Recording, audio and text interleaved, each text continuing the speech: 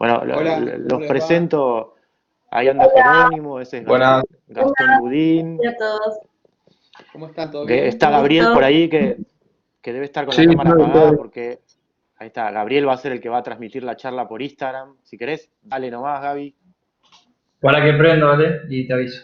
Bueno, y, y bueno, nosotros somos, digamos, el grupo de profesores que estamos en el turno mañana de arquitectura de tercer año, que es arquitectura 2 y después yo tengo la misma cátedra en el turno noche, así que hacemos como este trabajo, somos un equipo como de 7, 8 profesores, y bueno, acá a la mañana hay 30 alumnos, a la noche debe haber unos 40 y pico, una cosa así, y la idea de este taller, como todos los talleres bueno, que venimos ¿De dónde Ale? desarrollando.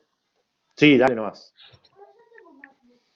La Compro la idea de este conexión y ahí está. taller, dale, tranqui, Listo. es siempre como nos basamos en la experimentación, ¿no? Tenemos como una lógica de trabajo que...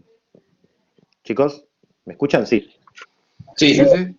Acá te escucho. Bueno, tenemos una lógica de trabajo como que además de desarrollar los ejercicios que tienen que ver con el nivel o con el estadio de la carrera en el que están los estudiantes, vamos como investigando diferentes cosas y poniéndonos como una serie de hipótesis de trabajo cada año que nos permite como, bueno, reflexionar junto con los estudiantes sobre un montón de temas de arquitectura, ¿no? Somos un taller en eso bastante particular, más un laboratorio que un taller de enseñanza tradicional, y todos los años corremos un poco la vara y la vamos subiendo y vamos como transformando lo que hacemos.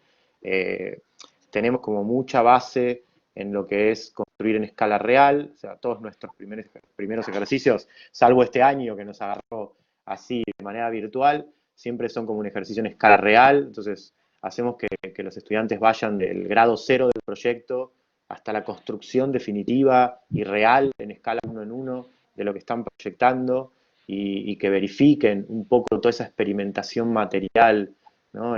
Con su propio cuerpo, digamos, con sus propias manos, que es algo que nos parece muy interesante.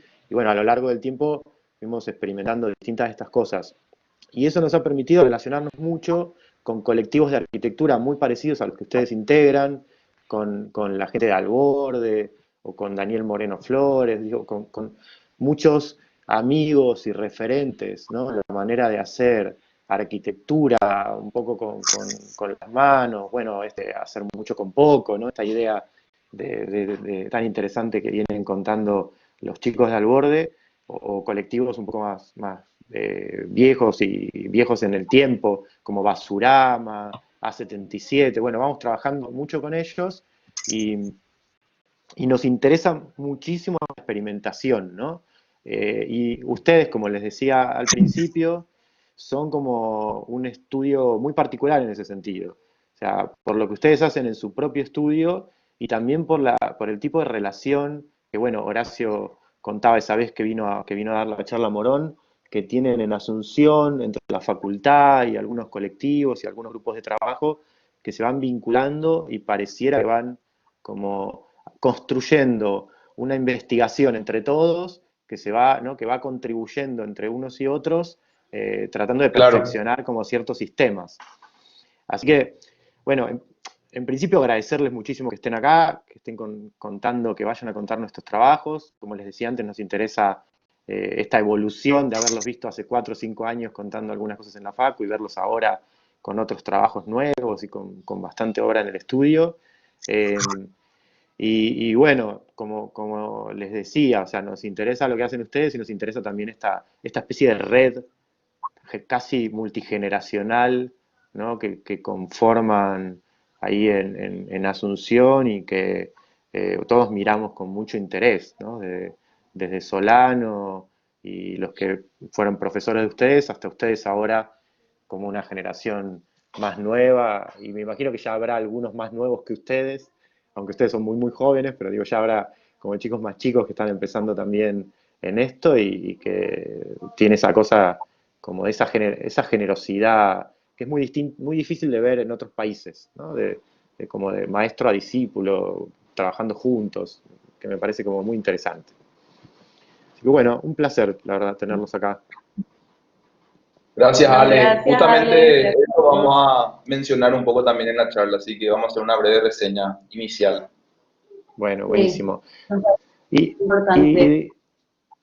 y, y lo otro que estamos haciendo es que casi del primer día de la cuarentena, que nos vimos obligados a quedarnos en nuestra casa, dijimos, bueno, ¿cómo hacemos para acercar a más gente que la que cursa en el taller una serie de conferencias y de charlas? Así que armamos como un ciclo que ustedes deben ser ya la charla número 20, que viene desarrollándose en distintas materias y que se va publicando, bueno, seguramente estuvieron mirando algo, que se va publicando en Ujú. Instagram, en YouTube, ¿no? Y en Sí, donde, bueno, sí. estuvo David o Daniel, y Manuel bueno, también.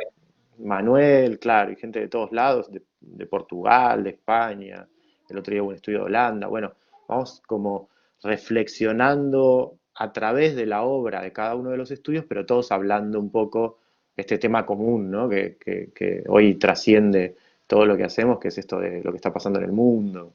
Y bueno, se está como sin querer, invitando como a muchos amigos, se está transformando en una conversación súper interesante e intensa, que cuando la compilemos toda, qué sé yo, va a ser mucho más potente que un congreso presencial que podíamos haber Sí, sí, organizado claro. en la Sí, facultad.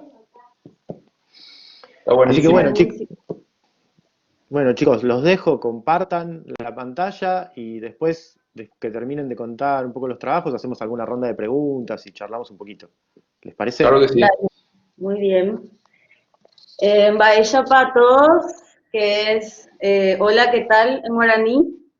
Nosotros somos el equipo de arquitectura de Asunción, Paraguay. Él es Horacio Cherniavsky, yo soy Diana Pozzoli. Somos los miembros fundadores del estudio y también tenemos un par de proyectos con un colaborador que se llama Roque Fanego, que también es socio en algunos proyectos. Nuestro estudio inicia su carrera, digamos, profesional en el 2017 y ahora vamos a mostrarles un poco de lo que venimos haciendo.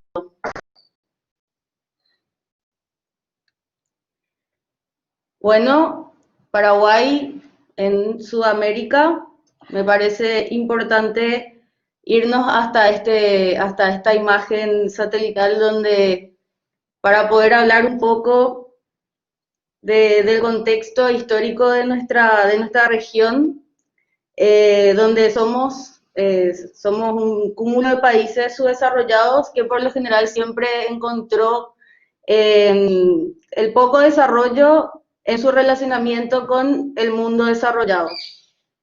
Entonces es como una situación de borde que se conecta al mundo y que a través de eso busca el crecimiento, ¿verdad? El desarrollo. ¿Y qué pasa con Paraguay en ese sentido, verdad? Que siempre estuvo ahí como en el medio, en un país mediterráneo, que está fuertemente rodeado por un mar de tierra, como decía un poeta paraguayo. Entonces, tenemos este tipo de influencias más internas, como la herencia nativa de los indígenas que nos heredaron su cultura, sus costumbres, sus modos de habitar. Sí, bueno, nosotros nos fuimos muy gratos con ellos en correspondencia, pero mostrando esto de Sudamérica, era nomás mostrar el poco interés que siempre tuvimos de relacionarnos internamente, ¿verdad? Como región. Y eso a su vez le dio como un carácter de estar como al margen a Paraguay. Y en esa marginación, digamos, igual tuvimos que encontrar los modos para poder desarrollarnos. Y a veces esos modos que encontramos eran más fácil en procesos de autorreferencia, porque traer referencias afuera era como más difícil o hasta inaccesible. Entonces, no por una conciencia de valoración autocrítica de lo que somos como país, cultura, sino que incluso si hubiésemos tenido la oportunidad, quién sabe la copia de qué otra parte del mundo seríamos hoy, ¿verdad? Entonces, sin querer, Ahora somos como esa referencia de regionalismo crítico y en cuanto a la producción de la arquitectura, ¿verdad? O sea, me parece interesante hablar en estos términos generales porque finalmente ese contexto histórico y geográfico define mucho de lo que fue nuestro desarrollo en cuanto a las tecnologías, a la cultura, a cómo somos hoy, ¿verdad? Entonces, también se ve reflejado en la disciplina de la arquitectura y me gusta que así es como podemos entender al fin y al cabo nuestros modos de hacer, ¿verdad? De hacer las cosas que hacemos y de por qué lo hacemos así. Esta es Asunción antes en épocas de la colonia, donde todavía no había llegado, o sea, era una ciudad orgánica, ¿verdad? Que había crecido y se había implantado de manera lógica con relación al territorio. Y de repente sucede esto, que importamos un modelo de desarrollo, ¿verdad? Que era la rectificación de las calles para poder organizar la ciudad y sin querer, no darnos cuenta, importamos también un problema, porque resultaba que esta importación no estaba realmente ajustada a nuestro, o estudiada para nuestro contexto, ¿verdad? Que es lo que vemos que pasa muchas veces cuando traemos nada más cosas de lo que catalogamos como el primer mundo, ¿verdad? Entonces, Bueno, Asunción, la capital, durante el día hay 2.600.000 personas, pero residen 550.000 o 600.000, si se quiere. Quiere decir que 2 millones de personas ingresan a la capital durante el día, pero residen en las ciudades satélites, en las afueras, en la región metropolitana. Eso es un gran problema, obviamente, a nivel gubernamental y de infraestructura.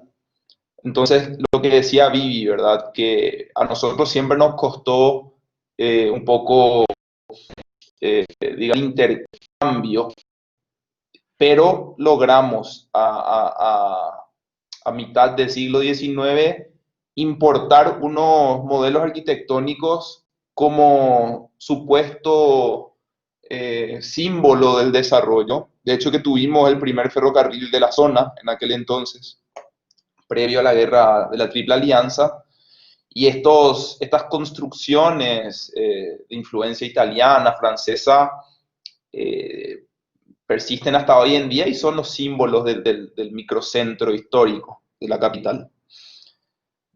Bueno, este es un dibujo de Le Corbusier cuando viene en el 29. Le Corbusier viene un día a Asunción por acá.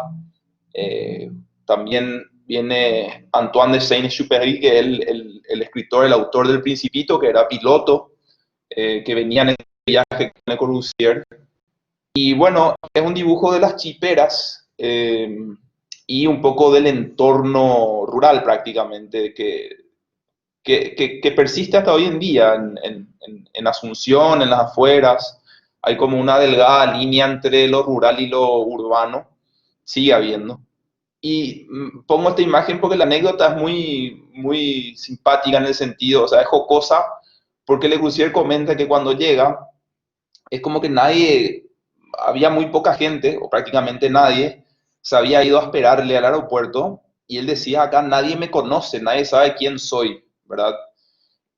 Eso demuestra un poco ese aislamiento que contaba Vivi, ¿verdad? Que siempre nosotros es como que nos costó mucho tiempo hasta ahora relacionarnos y tener ese intercambio de información. Hoy en día es mucho más por la globalización, pero antes demuestra claramente eso, ¿verdad? Pero seguimos importando esos modelos, pero mal aplicados, ya que esto representa para muchos el progreso. Si esto es el progreso, ¿cómo podríamos explicar un edificio de vidrio en un país en donde hacen 46 grados de calor o 48 grados de calor o hasta 53 grados de calor en verano? Son modelos que no funcionan, ¿verdad? Que no funcionan, que vienen importados con el eslogan del progreso, pero que obviamente son fracasos rotundos. Nosotros acá no tenemos tornados, no tenemos terremotos, se le llama la tierra sin mal, pero en realidad hay dos desastres que nos condenan. Uno es el calor extremo y lo otro son los políticos que tenemos. Entonces, bueno, a pesar de todo esto, esta es la imagen de Asunción con la costanera, que no es tan nueva, pero que es un proyecto reciente a nivel urbano, ya que Asunción casi toda su vida le dio la espalda al río. Y bueno, esta es la conexión entre la ciudad y el río, la bahía, que es justamente en ese intersticio donde se ubican estos asentamientos informales. Bueno, esto es una imagen de la Chacarita, uno de los barrios más antiguos e históricos de Asunción, de la capital. Y Bueno, continuando con la historia, ¿verdad? De cómo se fue dando el desarrollo de la arquitectura que hoy todos están como mirando. Sabemos que ya hay como un tiempo y muchas personas que vienen desarrollando como una línea de pensamiento en las prácticas de constructivas, en su manera de producir arquitectura, que está muy relacionado a esa realidad contextual. Digamos, la falta de recursos terminó siendo el motor para de repente crear nuestros propios recursos, ¿verdad? Para poder justamente lograr ciertas espacialidades o o mismo también como se vuelve como el motor, ¿verdad? De creativo para estos profesionales, ¿verdad? Que, bueno, Solano Benítez en esta imagen, Javier Corbalán, Casamaca, esto es de Luis Elie, de José Cubilla, Sergio Fanego. Son varias generaciones que vienen creando esta misma línea, Sergio Ruggeri, todos ellos vinculados, todos vinculados a través de la docencia también, donde justamente son esos los espacios donde nos encontramos, donde podemos seguir compartiendo con ellos y entre todos. Entonces se da esa cuestión de la autorreferencia, ¿verdad? De estar próximos, de consultarnos las cosas, de compartir información. Luca Fuster, que ya es también de una generación mucho más joven, también Luca Fuster, y bueno, y nosotros que somos como una cuarta generación prácticamente, que seguimos esta línea, esta lógica de cómo hacer las cosas, ¿verdad? Fuertemente ligada a la experimentación con los materiales, a las técnicas constructivas, a crear, digamos, muchas veces encontrar en cosas que no están precisamente disponibles ahí como material, de repente identificar, esta es una imagen de Asunción desde otro costado, digamos, esta es una zona muy característica que un poco más elevada, donde esa punta de piedra que se ve saliendo es en realidad se llama Itaputapunta, que significa punta de piedra roja en guaraní, y que en realidad lo que es tierra compactada naturalmente en mucho tiempo. Entonces, nosotros de repente mirando estas cosas encontramos ciertas lógicas y claramente podemos aprovechar eso y luego, bueno, vamos a ir viendo cómo vamos relacionando con los proyectos. Siempre preguntamos cuando vemos ejemplos de otros lugares donde obviamente manejan tecnologías de punta y tienen capacidades económicas impresionantes para desarrollar proyectos.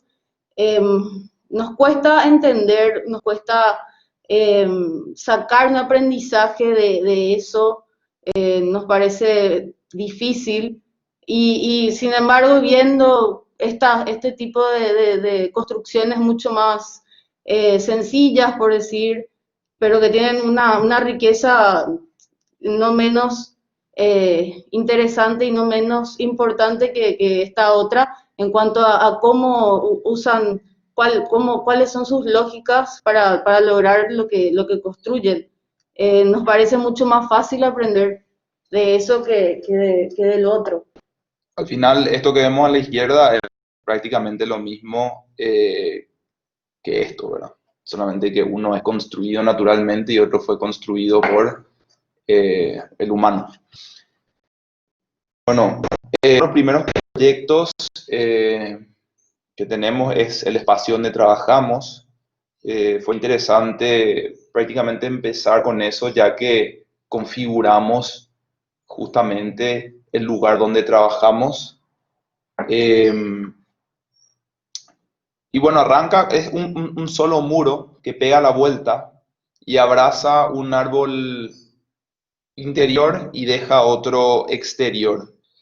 El espacio que teníamos era reducido, pero nos permitió ya construir de a poco, y de a poco digo porque fuimos con la plata que íbamos generando en otros proyectos, bueno, un que otro concurso, íbamos invirtiendo en la construcción de piscina.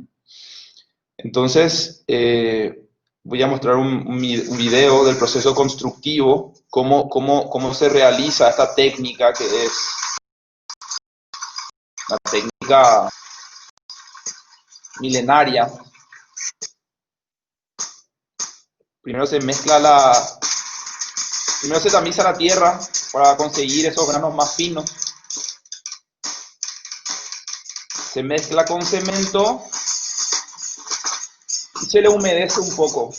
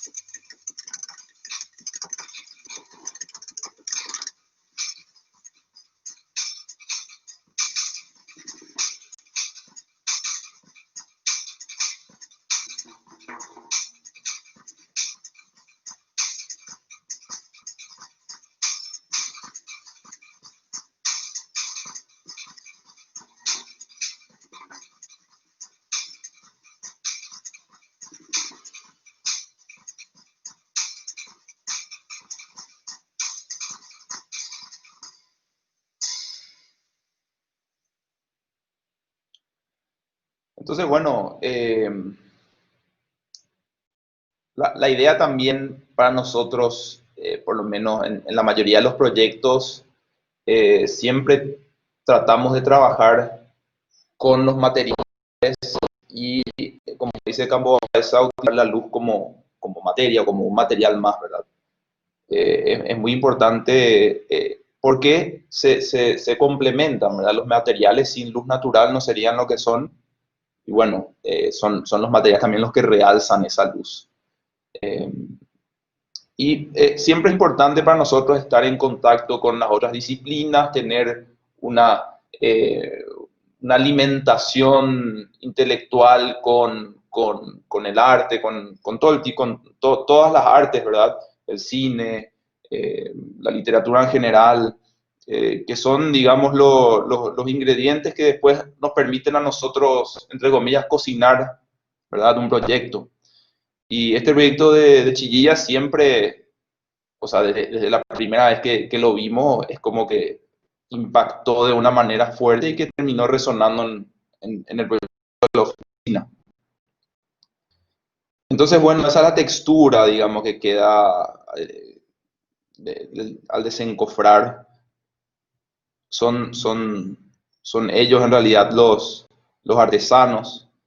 Y esa artesanía también es un poco lo que caracteriza la arquitectura contemporánea paraguaya, de alguna manera, esa mano de obra, ¿verdad? Y esas perfecciones e imperfecciones que se logran mediante una técnica tan artesanal como el mampuesto, los muros tapiales, la construcción con madera, terminan identificando y creando esa identidad, digamos, de una producción local. Bueno, estas son imágenes ya del proyecto terminado. Estas son algunas fotos de Federico Cairoli, que es un gran fotógrafo, amigo y arquitecto. Estas son imágenes de Leo Méndez, que es un fotógrafo también, gran amigo, arquitecto y fotógrafo paraguayo. Y estos tamices que se dan con las sombras, no solamente, digamos, en el interior, sino en el exterior, con la vegetación que rodea la oficina, también es como que convierte al edificio en algo que está constantemente cambiando.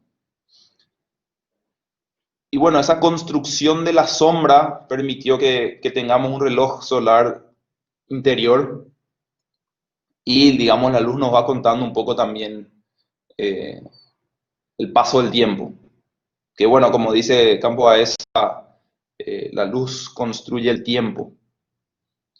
Entonces, dejar a este árbol, a este guavirá dentro de la oficina, permitió que no solamente tengamos un paso interior, sino que nosotros, al estar dentro de la oficina, abriendo estos vidrios, es como que estamos en un espacio intermedio, ¿verdad? Como en el exterior. Las maderas que utilizamos para los muebles de la cocina, las mesas, las puertas, son las maderas del encofrado, de la loza, que reciclamos, ¿verdad? Y porque tenían un solo uso, entonces le dimos otra vida útil. Bueno, la biblioteca cuelga de la loza, desprendiéndose mínimamente del muro como para permitir que la luz continúe pasando, ¿verdad?, libremente. Y aprovechando la capacidad portante del muro, aguanta mucho peso a la compresión. Entonces, bueno, este sistema, muy sencillo como un portón, permite que esto esté integrado, digamos. ¿Y funcionalmente?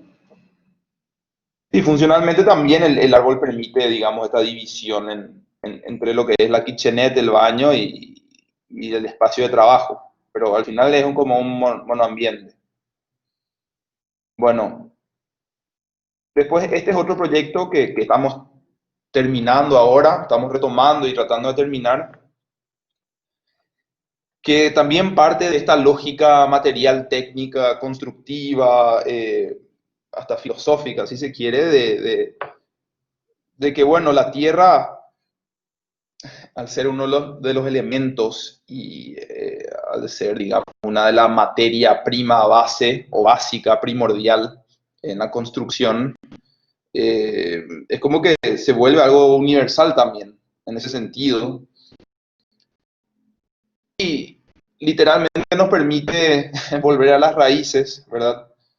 O de donde se alimentan las raíces, que es también el material del cual están hechos los ladrillos, y si tendríamos que conectar, digamos, cierta identidad nacional, el ladrillo es lo que caracteriza la arquitectura.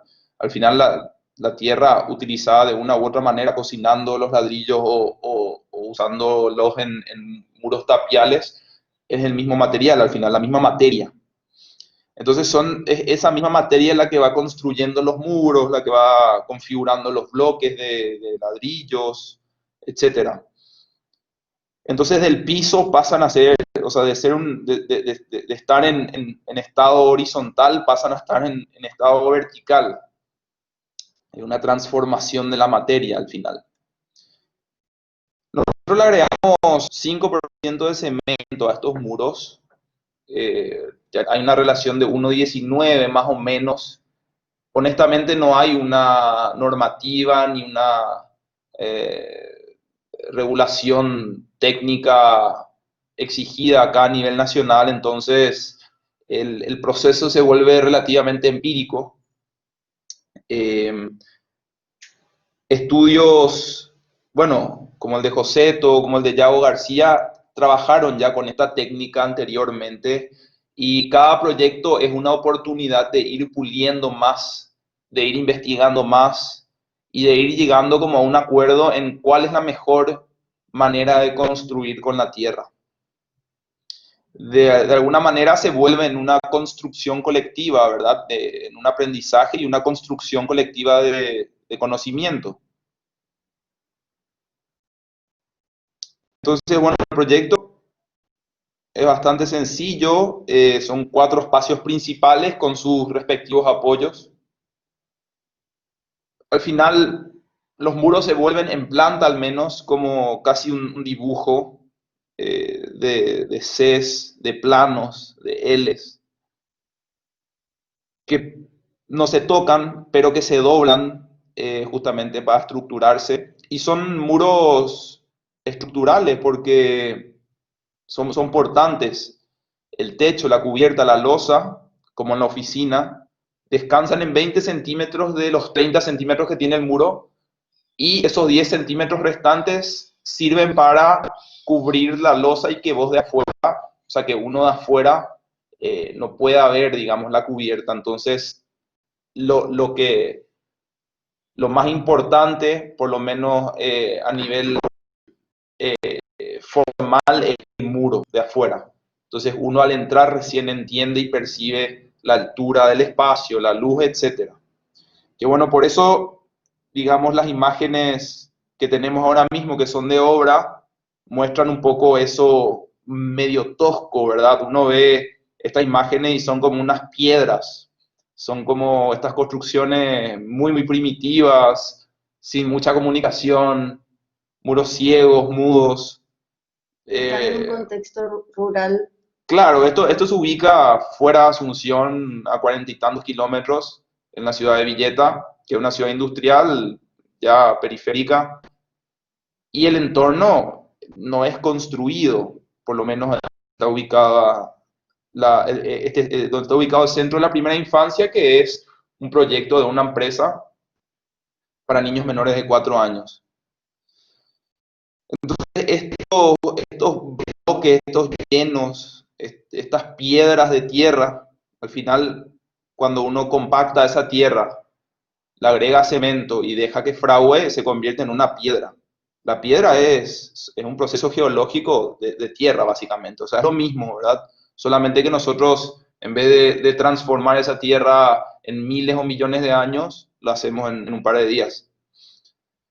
Estas son imágenes quitadas con el celular del proceso de obra, pero ya se va percibiendo un poco la construcción la construcción del vacío mediante la luz y mediante esta materia que va configurando un poco, que van comprando los colores,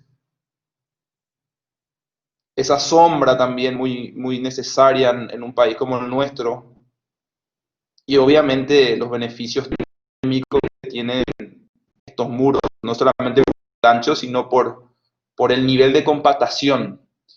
Imagínense que para 1 metro cúbico de estos muros se necesitan 2 metros cúbicos de tierra. Eso quiere decir que prácticamente la granulometría se compacta a la mitad, o sea, llegaría hasta la mitad.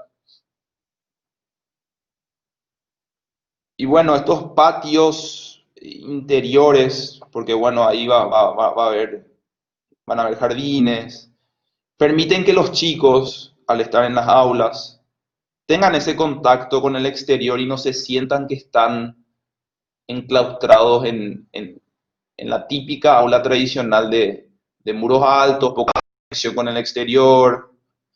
Y este patiecito central funciona como un playground, básicamente. Entonces, la continuación especial en todos los espacios, en todos los espacios, para la redundancia, fue importante a la hora de configurar la planta. Y bueno, desde afuera es un muro ciego, básicamente, ¿verdad? Muy tosco, de repente con algunos indicios de estos huecos, estos vacíos. Pero hay un contraste grande, obviamente, entre exterior e interior. Uno entra y es justamente lo opuesto a lo que uno pensaría que es eso de afuera. Porque uno entra y tiene esta conexión espacial digamos, en todos los programas. Sin embargo, de afuera esto es un fuerte prácticamente. Y esa exploración material también la continuamos haciendo ahora mismo con otro proyecto que no se los vamos a mostrar, pero es más que nada como para explicar que con la misma tierra que se construyen los muros tapiales, se construyen estos bloques de tierra compactada, que son los típicos ladrillos de BTC. Esta imagen un poco retrata ese espíritu, digamos, paraguayo tradicional de la silla, el tereré. El tereré es una bebida como el mate, pero frío, que ya lo tomaban los guaraníes. Y es de los operarios, que refleja un poco la manera de hacer acá. Esta es la máquina, se llama Simba RAM. Bueno, una máquina que va a tener 50, 60 años más o menos desde que se empezó a producir masivamente, industrialmente. Esto se hace con un herrero. Y es la manera en la que hacemos estos bloques de tierra compactada. Los bloques de tierra compactada tienen otra dosificación. Estamos haciendo 1,12, 1,14. Vamos probando la mezcla. Tiene mayor dosificación que los muros. Y bueno, ahí se le va humedeciendo. Vamos a hacer unas bóvedas ahora de esto y más que nada como para explicar que la lógica constructiva varía, pero la raíz es la misma.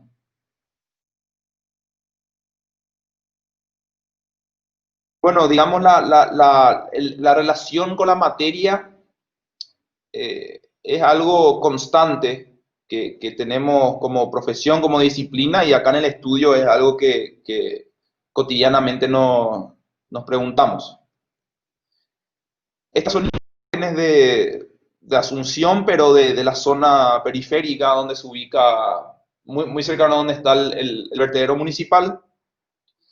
Y hay ciertas lógicas constructivas que parecen interesantes rescatar, ya que al final la materia es la que nos une, digamos, solamente la manera en la que la tratamos es la que varía.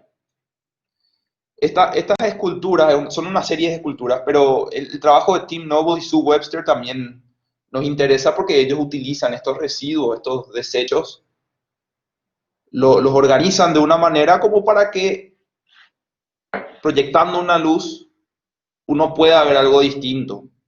Algo que uno todos los días ve como desechos puede convertirse en otra cosa. Al final no es la materia o no es la tecnología, digamos, buena, mala o determinada, sino la manera en la que nosotros vemos es lo que determina esa tecnología o esa materia. De la misma forma en la que un martillo puede servir para construir una casa, ese mismo martillo puede servir para matarle a alguien.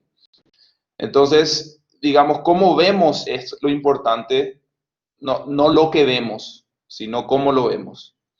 Este proyecto es una reconversión de una casa antigua para unos amigos que estaban abriendo un bar y tenían muy poco, querían invertir poca plata al inicio, entonces la inversión tenía que ser mínima, pero la transformación del lugar tenía que ser máxima. Entonces esa es siempre esa dicotomía, ¿verdad? Se da acá. Digamos, como parafraseando un poco a Aravena, abundancia de recursos, hay una disminución del ingenio, ¿verdad? Entonces, cuando faltan recursos, uno tiene que aumentar el ingenio. Y lo que hice fue derribar un par de pilares, romper un poco, integrar espacios, romper muros y tratar de conseguir una integración espacial, interior-exterior, y una organización funcional, obviamente. Entonces, con lo mismo que íbamos destruyendo, bueno, íbamos construyendo. Al final, esa es la paradoja de nuestro habitar, destruir para construir. Usamos andamios. También es importante hablar de esa experimentación en obra, de que a veces el proyecto no acaba en el gabinete porque justamente es en la obra donde vamos descubriendo posibilidades. En este caso fue justamente con la demolición y con las cosas que teníamos que ir descartando porque ya no estaban en condiciones o porque teníamos que integrar los espacios. Entonces nos cuestionábamos si era posible y al final terminó siendo posible reutilizar la mayoría de las cosas. O sea, organizar de manera distinta la materia nada más. Claro, y bueno, el techo y los muros que tiramos también formaron parte de la barra.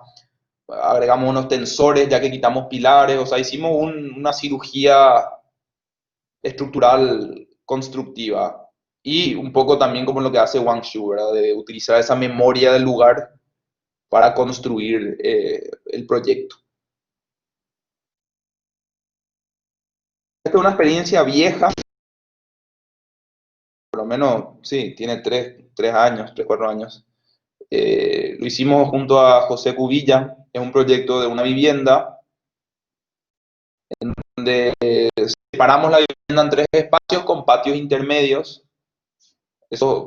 Y utilizamos a los patios como esos cielos encausados, como diría Borges, manteniendo 2 ejes de pilares estructurales, 12 metros de luz, 3,5 metros de voladizo en ambos lados, permitiendo justamente contrarrestar a esa distancia entre pilares, a esos 12 metros de luz.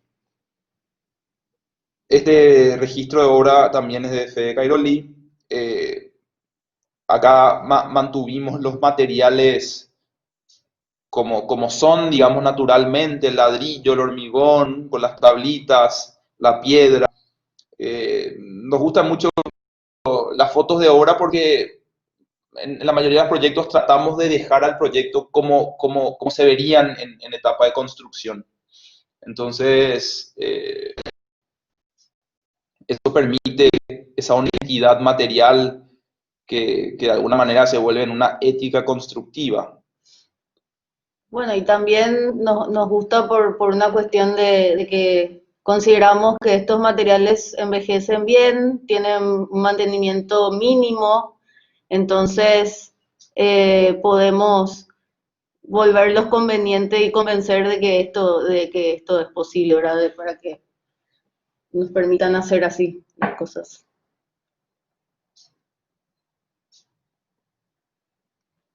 Bueno, estos patios obviamente permiten que todos los bloques tengan ventilación cruzada, que también es algo sumamente importante para un clima como el nuestro, y todos los techos de los pabellones, estos son techos verdes.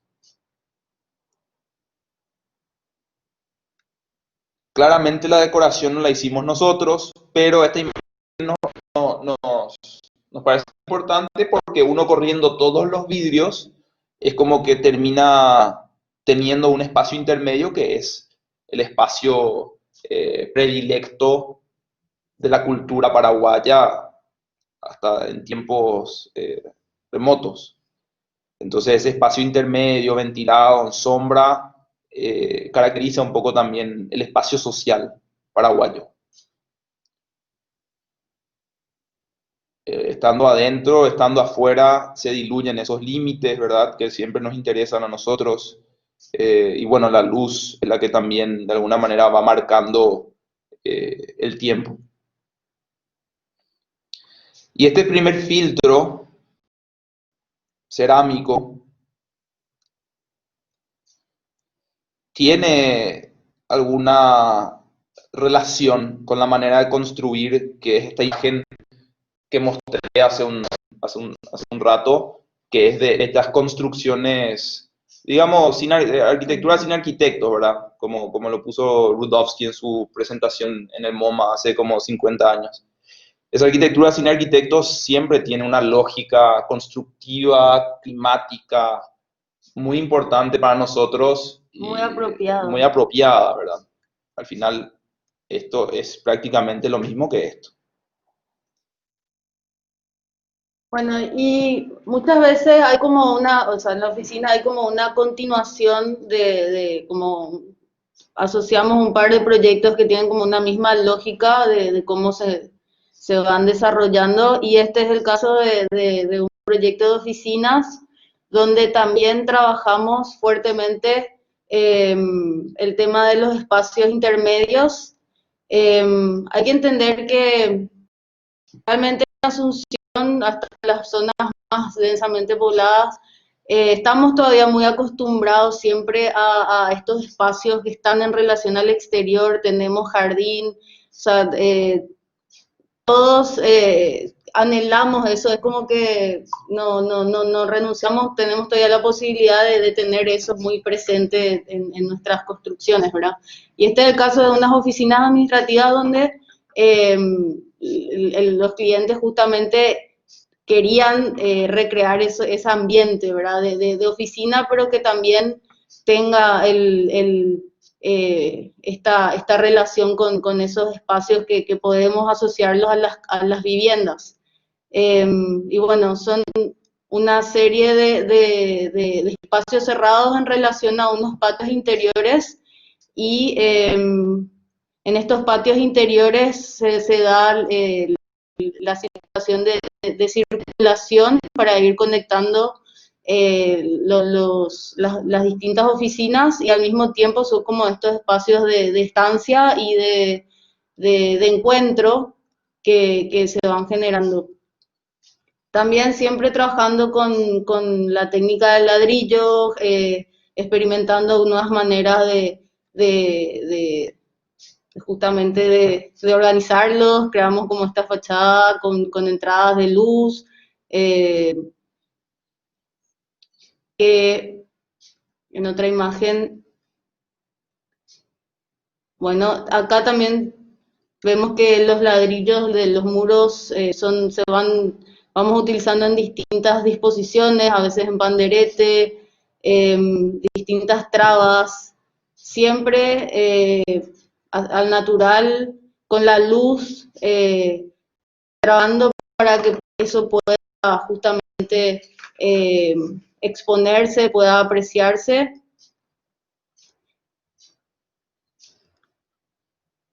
La madera también en su estado lo más natural posible.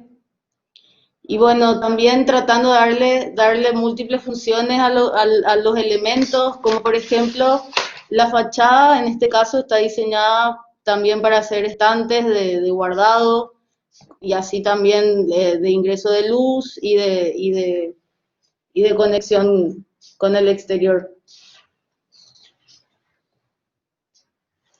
Bueno, esto es un proyecto que surge a partir de un concurso internacional para la nueva sinagoga de Asunción, en donde ganamos, y en este caso el proyecto consistía en aprovechar una construcción existente, donde se desarrollaban los ritos religiosos, pero necesitaban darle una nueva imagen, un nuevo espacio, porque realmente el espacio que tenían en el inicio era nomás la adaptación de una casona antigua. Entonces, esto que se ve, todos estos muros perimetrales son existentes. Nosotros lo que hicimos fue una suerte de envolvente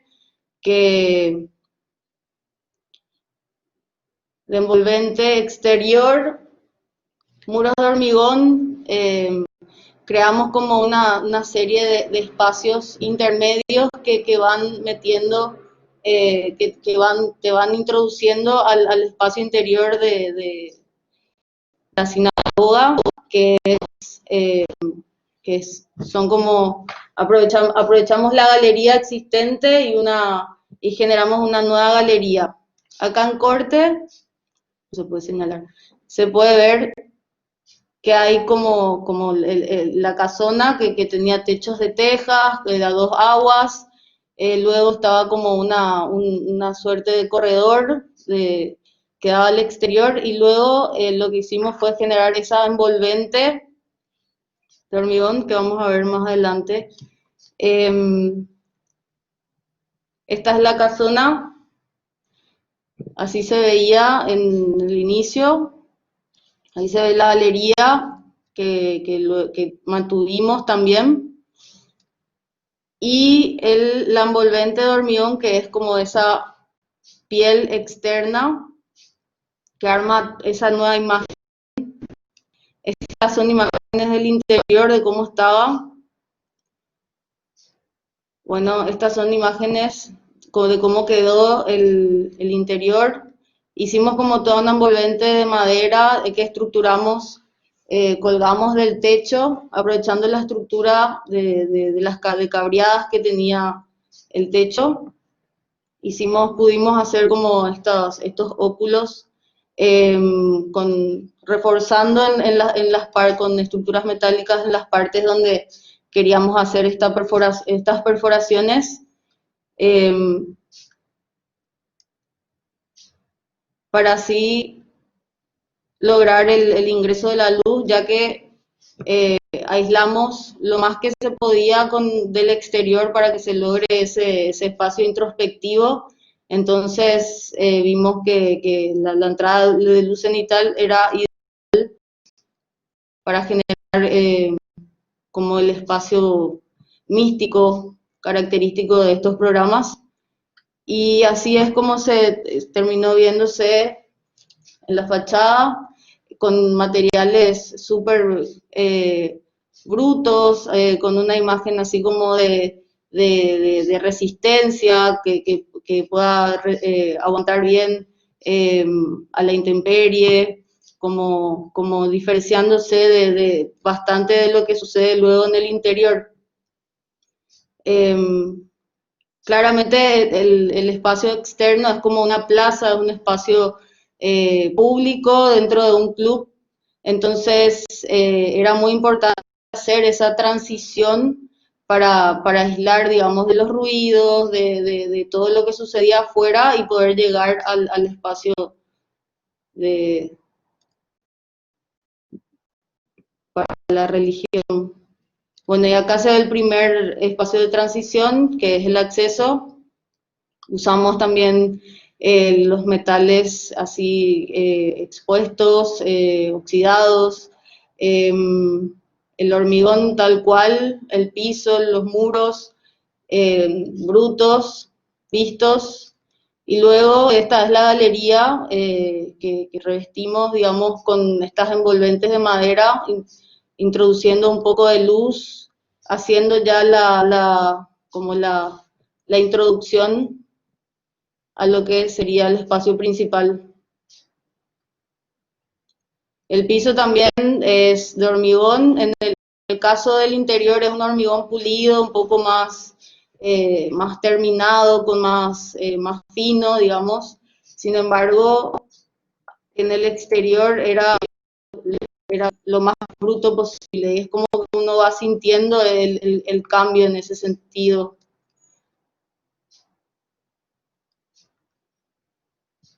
Bueno, los muebles también pudimos diseñarlos acompañando con el diseño de todo el interior.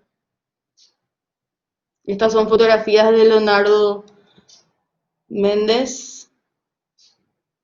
Bueno, este proyecto también pedía que que el espacio pueda ser dividido porque en algunas ocasiones ellos tenían como dobles funciones dentro de la propia sinagoga, entonces tuvimos que diseñar un muro divisorio que se mimetice y que pueda reducir a la mitad, digamos, el espacio de la sinagoga.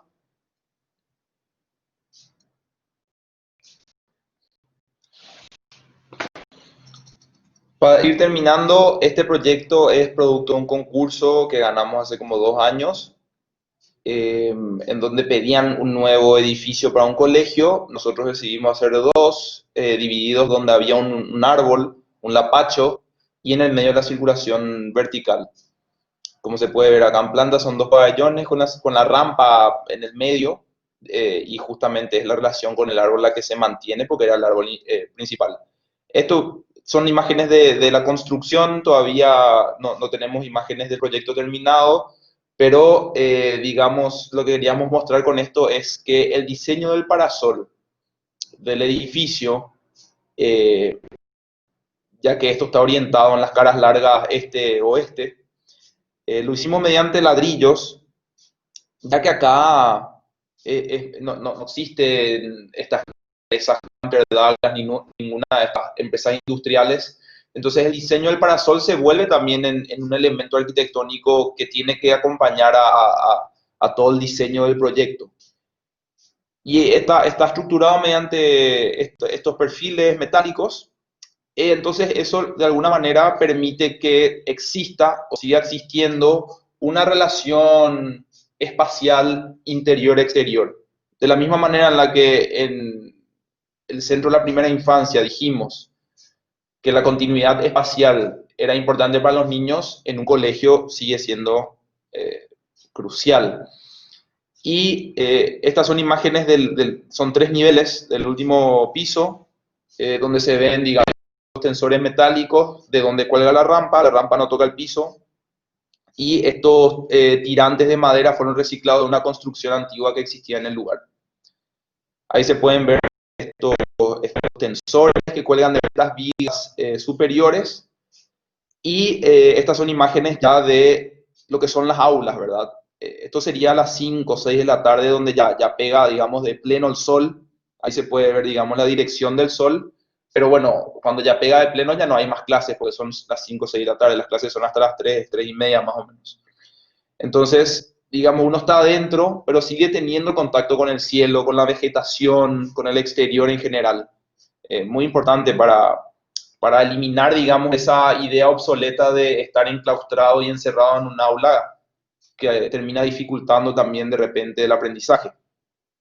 Y la relación con el árbol se da en todos los niveles con la circulación, ¿verdad?, de la rampa.